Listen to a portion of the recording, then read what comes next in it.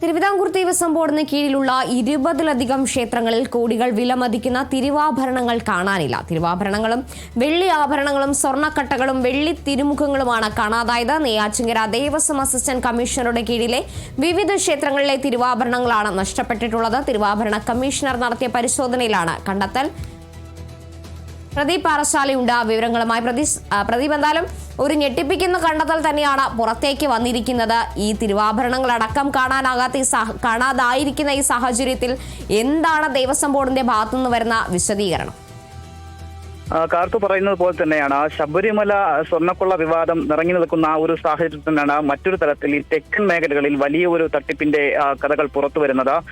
നെയ്യാറ്റിൻകര, അതായത് ദേവസ്വം അസിസ്റ്റന്റ് കമ്മീഷണറുടെ ഓഫീസ് ഇരിക്കുന്നത് നെയ്യാറ്റിൻകരയാണ്.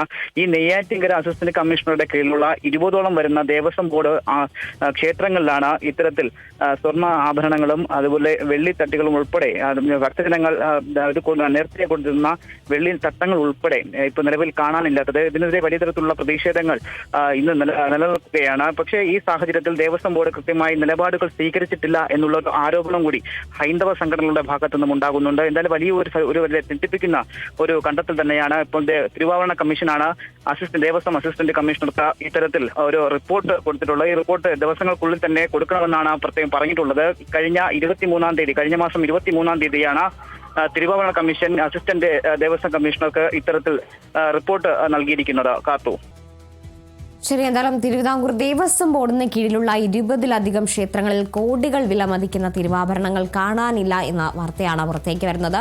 സ്വർണ്ണാഭരണങ്ങൾ അടക്കമുള്ളവയാണ് കാണാതായിരിക്കുന്നത്. പ്രദീപ് പാറശാലയാണ് വിവരങ്ങൾ നൽകിയത്.